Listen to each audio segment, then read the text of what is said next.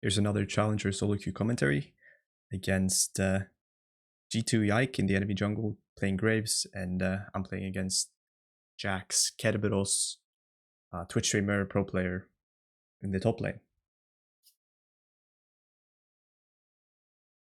I'm playing Vayne top here, as usual. We are invading here. This game I was able to completely solo carry, in my opinion. Team was falling apart, but through my advantage through top lane, I could carry the game. And this is how. Let's talk about it. We invade here.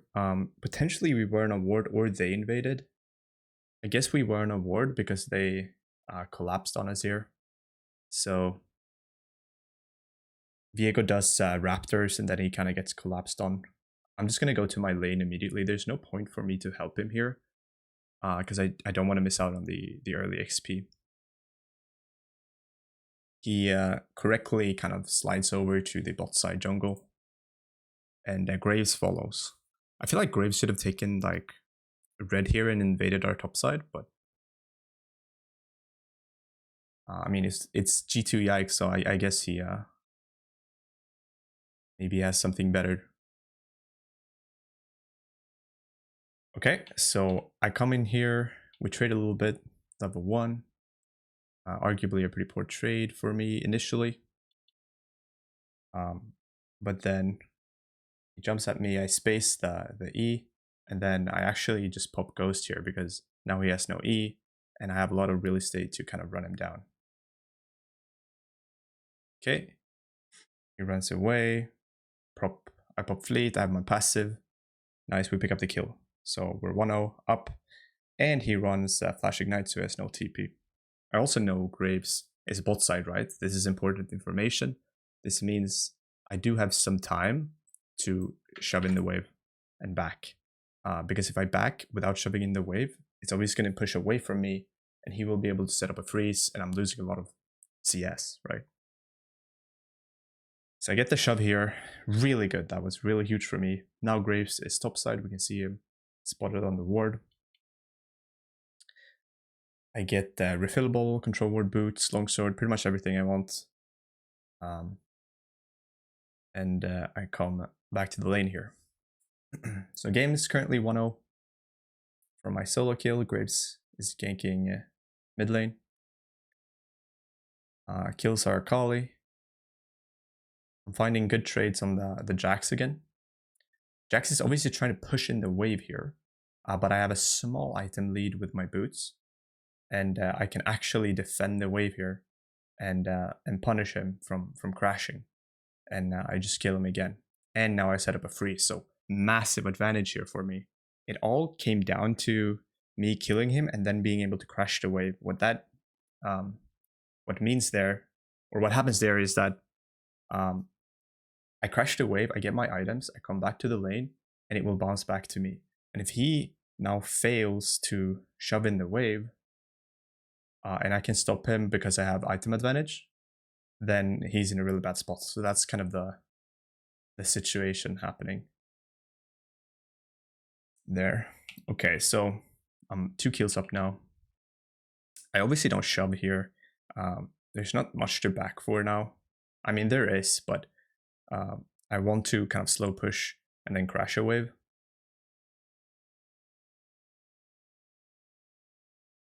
As we see kind of our jungler resetting and every lane just playing normally, just trading. So I'm kind of slow pushing this wave right now, and I want to kind of crash the next wave probably. See what I'm doing here. It looks like I'm just trying to shove this one in. Now I get to just, maybe I should have slow pushed more there. It's okay here because Graves shows both now. But it could have potentially been like an awkward situation. Okay, I push in, crash the wave. I immediately just back because I have a lot of gold, and he has to deal with the wave, right? So I come back, he manages to crash his wave too, and now it will bounce back to him. You can see this because, first of all, the wave meets closer to my side, which means it will push here, because I will get reinforcements earlier. So that's the one component of this. Second component is that my minions are grouped ready to attack right away, while his minions are coming in as a line. So these minions in the back here, they're not DPSing anything, while mine are already starting to DPS, right? Oops.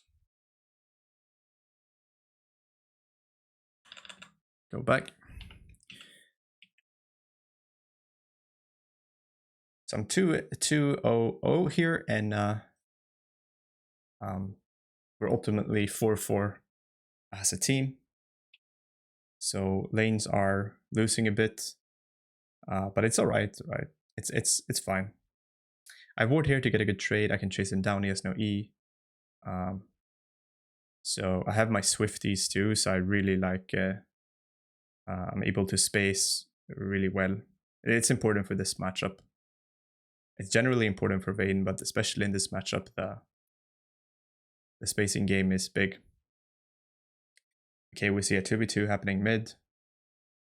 G2 Yike is there. Rakan is there. Karma is there. It's 3v3 actually. While I'm pushing the Jax under the tower. I actually, he's so low here, so I just pressure a solo kill. And I'm able to pick up my third kill of the game while crashing the wave, which is really big. My team loses the 3v3 in the mid lane. Karma dies, but it's okay, I'm crashing the wave. Okay, so I'm recalling here. A bit scared of Graves. He goes to stop me here. Flash QW. I dodge it because I moved back and then I eat him into the wall and I was able to pick him up. So really nice outplay there on G2 Yike. And I'm able to pick up my fourth kill of the game. But the standings are still 6-6. So clearly here my team is all losing. And I'm the only one winning. Really big that I can find solo kills and kill the enemy jungler when they're there to gank me. That's absolutely crazy. I also have my Cole here to eventually give me return of investment when I stack it up. So I kill the wave here, Jax missing, Viego starting the Herald. So I want to push my wave now, have priority to move and help the Viego. I see that they're low-key posturing to fight. I want to push this wave in though, but I'm looking at the map all the time to just see what's happening. If the enemy team moves really quickly, I need to move right away, but now I got the entire wave in, which means I also deny the entire wave from Jax. You see Jax is here, but he's losing the wave under tower. Here's the fight though. Viego dies, I ult in. Arguably I shouldn't have, because the Rakan is here. And we just kind of lose the fight. Viego got popped. And we lose the fight. I drop the shutdown to Orianna, a big scaler. That's problematic. And there's sort of a skirmish mid here. But everyone survives. So we're 7-8 now. I just dropped my shutdown to Orianna. It's not looking too good. I'm 4-1-1, but we're behind in kills and I dropped my shutdown. Jax gets double plates here. He backs off. I come back into lane now, but I have my Shiv. This is a big spike, obviously. Now I'm able to kind of have perma priority and I can push the wave really fast, threatening the plates. I'm going to put my control ward quite deeply here. Quite deep into the jungle because I just want the... I know I will be pushing with my Shiv and I'm winning so hard. So I just kind of want more vision, right? I see Graves here, he kills it. Of course he kills it immediately, but at least I see him early on, right? Instead of seeing him in the river bush and then it might be too late to back off if I'm considering how far up I am. Okay, so I see that I'm weak side here. You can see that my jungler is playing Drake. So I'm a bit scared if Graves stayed. But he ultimately didn't. He goes bot. They lose to Drake. He steals it and then my team dies too. So that's really tough. But now I can pressure this Jax in the isolated 1v1. And I use my movement speed, my Swifties, my passive, the fleet. And I'm able to run him down and kill him again, but we're still behind in kills. Okay, so I push in, I get a plate, I shove this wave, I get another plate. You can only do this, like you really need to look at the map. I can't overextend. I saw that people were bots, so that's why I could stay here. Now we're playing for the tower, and Viego should really back here. I spam ping him because now everybody's missing. My team is not in a position to pressure. We just need to back. I just want to wave him back. Q to dodge the Ori ulti, nice. But Viego's kind of caught. I see Jax committing. I do kill Jax. Here the Rakan comes in though. Ultis. Flash. Really nice Q there. I was able to buffer the Q, so I get charmed, but I still dodge his W. Unfortunately, I die though. Orianna flashes, Rakan flashes, and Graves comes in, so not ideal. We're 4 kills behind now. My bot lane is playing 2v1, and they're diving the Ashe, but Ashe is trading 1-for-1. She does lose the wave though, but it's not looking too nice. But in a game like this, I think it's important to, like, you take responsibility. Like, I'm gonna try to make it hard for the enemy team to win. I'm gonna try to use my power to win the game, to solo carry the game. So I'm not typing, I'm not pinging, I'm not bringing negativity. I'm not like, oh, why do you lose 2v1 bot? Or why do you do this? Why do you lose? Why do you die? Why don't you play around me? Like, I'm not gonna be that guy, and I'm just gonna be silent and just try to carry. So I come in here, I push 2 waves. I want to go bot though, because they're just gonna hold this. I don't want to sit mid here and just push. I can't into Ashe Rakan, so I'm just gonna push with my Shiv, use that tempo to move bot, try to get that tower, maybe kill Jax if he overstays under the tower.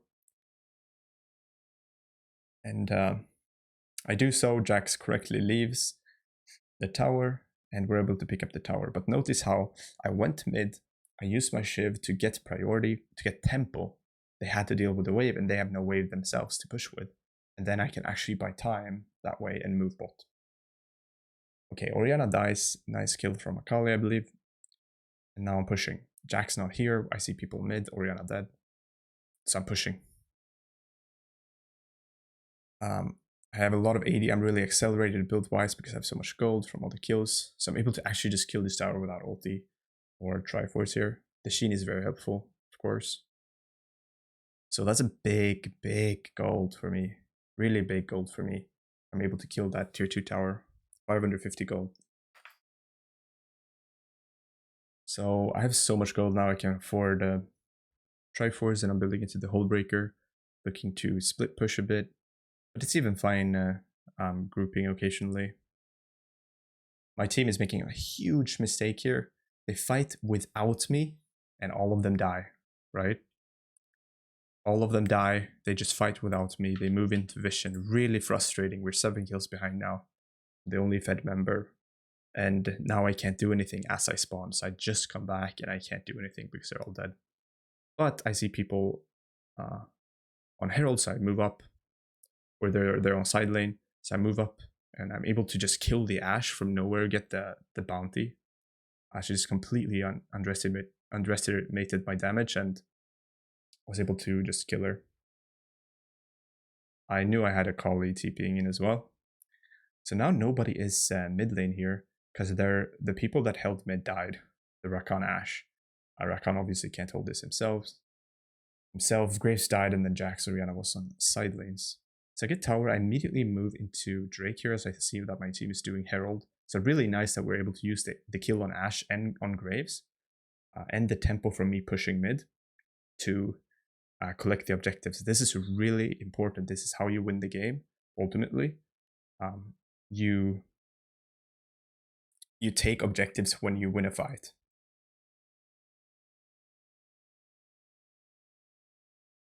Okay, so I take Drake, I run back mid here, I push, I use my Shiv just to have priority. Karma gets caught by the Rakan. He did ult, and then we can see our Kai'Sa's in base. I'm kind of just sitting here waiting. I low-key want to fight because I have ulti Ghost, and I'm really strong, right? So I can see Graves is kind of caught out. He's isolated. Dodge Rakan W with Q, but now Ori has ulti. I'm gonna run in. I tank the Ori ulti. Maybe not ideal, but I can use all my movement speed here to survive. Jax overextends. He has no E. So I'm able to pick him up on the back end. And on the other side, Kaisa and Akali now comes in. Remember, Orianna has no ulti. Rakan has no ulti. Because we kind of pulled it. So now we can actually chase down the Rakan. Getting some shutdowns here. It's really hard for me to chase the Orianna. This is tough. I died to a QW. This is why I can't move closer. So Viego kind of just dies there. Really tough situation. She ultimately flashes. But we pick her up anyway. Graves is here. I managed to recall. And now I have my hold breaker, pick up a control ward. I just run mid. Once again, use my Shiv. Push. I want the red buff. Take it here. And now we're kind of playing for Baron, right? Baron is about to spawn. You can see it's spawning in 5 seconds. So if we can get a pick, any pick, or win a fight, we can get Baron, and that would be huge. That's why I'm not side laning right now. So I'm looking for to play around the Baron. There's the fight. Alright, I miss his ult. We're able to come in from the side and completely, like, full access to the backline right away. Kill Orianna, kill Ashe, and the fight's just completely over right away. Beautiful fight. They kind of got sandwiched, and I had access to the backline right away. We kill the Rakan, we pick up Baron, and here's a nice little tip. Before we kill Baron, I see that the enemy team is completely dead. I'm not going to stay fully for Baron. I start moving anyway because I know that we're going to get Baron. So I start moving to mid, and I do this to have some time here to pick up the tower. I know I have Holdbreaker T returning force, so I kill it really quickly. So I'm able to pick up the tower and take the Raptors as well. So not only, that's really important, like not only do we get Baron of this fight, but I don't stay on Baron. I actually start moving here because I know we will get Baron. And I quickly push here for this mid tower too. So we got the mid tower and Raptors plus Baron. Really important to take as much as you can for each win. Buying PD here. Going movement speed Exodia. So now I'm pushing side. I'm pushing side because there's no real objective to play around, and we have Baron. So we kind of want to buff each lane to cram out as much value as we can from the Baron. Because you only need one guy to buff the entire wave. And I have Holdbreaker, of course. So you can see that my split pushing power here is really big. They didn't match me for like 3 seconds, and now they lost their tower. I kind of move a bit awkwardly there, so I had to flash. But I pulled the Orianna ulti and the Rakan ulti. And I'm so damn strong here with my Holdbreaker and my items. So I'm able to pull their ultis and kill the Orianna. So now I pick up Inhibitor. I wanted my team to push here, but they didn't have a wave. Okay. Thought they had a wave. So, okay, we back off. I wanted them to push. That's what, like, I remember I wrote that in the chat, but they didn't have a wave, so fine. My bad, I didn't see that. Now, notice how we just immediately go to the Drake. We go to the Drake, we use the tempo that we have gained, and we pick up the Drake too. So I finish an item here, and then I run mid. So our next objectives are obviously the last 2 inhibitor towers standing. My team's fighting, they killed Graves, this is really good. I'm able to get like solo access to this tower and the inhib. So notice I'm not just running to my team, I'm utilizing my Holdbreaker, utilizing my split push power here to actually create another pressure point and get the objectives. My team is fighting, I'm not really here, this is really awkward. For me, it's like a tight corridor, I don't have that much space to work with, so I just want to back. This is also important to, like, you need to know what you want, right? If they try to engage on me, Graves uses a portal, I'm just running, I'm ulting, I'm kiting, dodging the Orianna ult, really nice, but I'm not going to overextend, like I'm not going to run into that 1v4, I'm just kiting. Using my movement speed to just pull them but survive, really big. They need to deal with the base eventually. They try to flank me here. Jax comes in. Viego's in a tough spot, he ultimately dies, but I survive. I farm here because I want to play for QSS. Kaiser tries to fight. She also dies. And gives a shutdown. So that's sad, but I don't waste time. I don't type. I don't ping negatively. I just pick up all the jungle camps in the meantime to get my QSS. Now I'm able to QSS stuff like Rakan R and Ash R and Jax E. So that's quite big. That means I can play with a bit more freedom and a bit more aggressively as well. Because, for example, I can just face tank the Ash ulti. Karma just randomly dies here, just when Baron is about to spawn. It's incredible. It's an incredible death. But we're so strong here anyway, and we saw Jack's spot, so we're just going to force this. Force this Baron. I know Grace will try to go for the steal, so I'm positioning myself so I can E him into the wall as he goes for this. So I do E him into the wall. He does go for the steal. He gets the steal. G2 Yike, let's go. Sad for me, but... So he picks it up.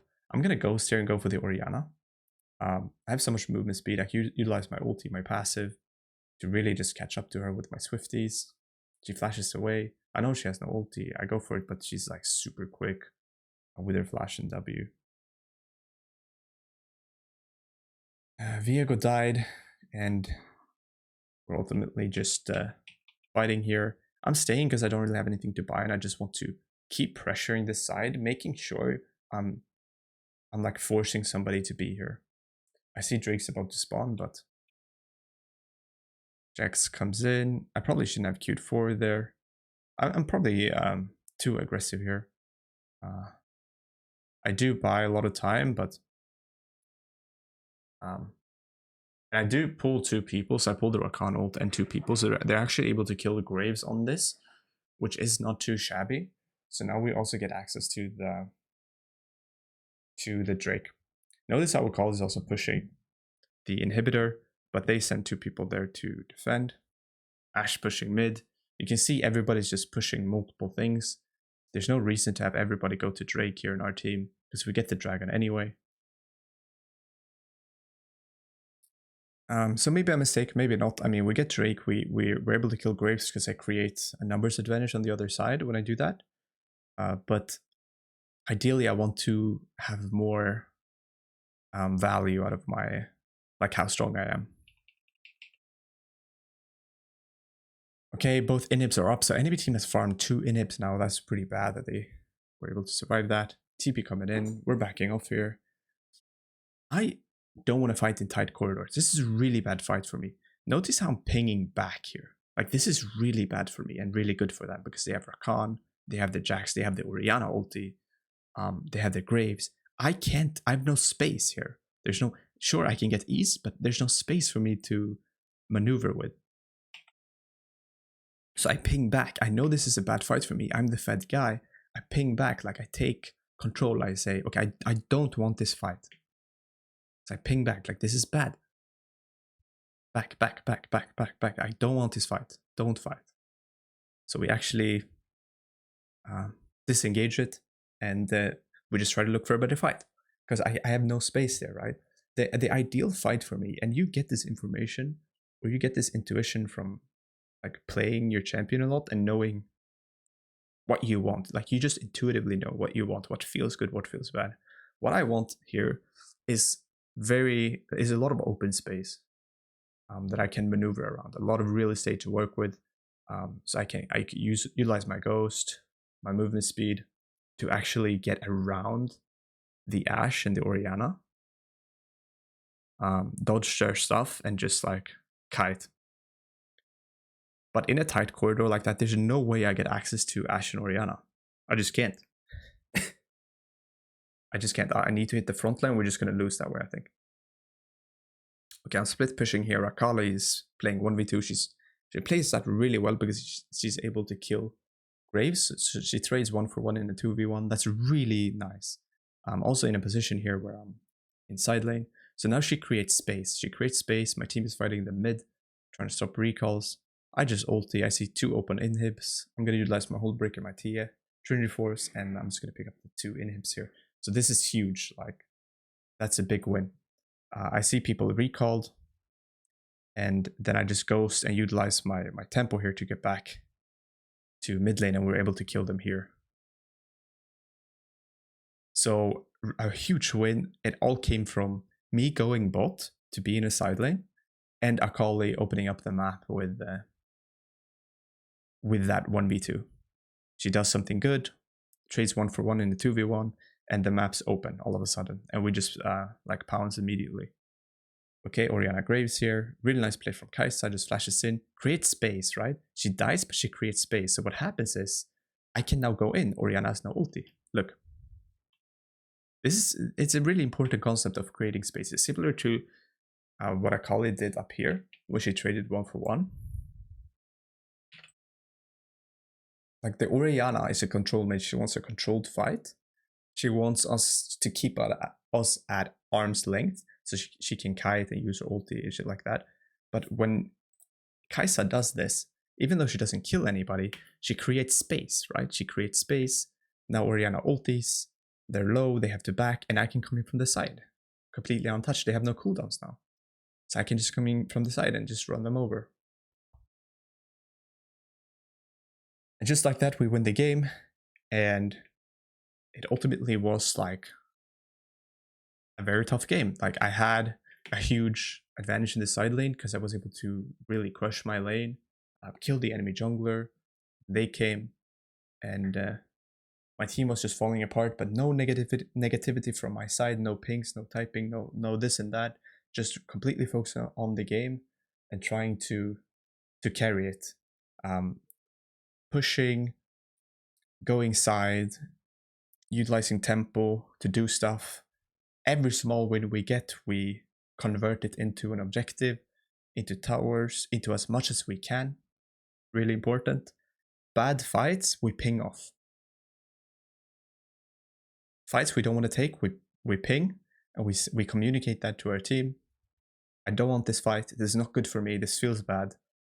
Back. And then look for the good fight instead.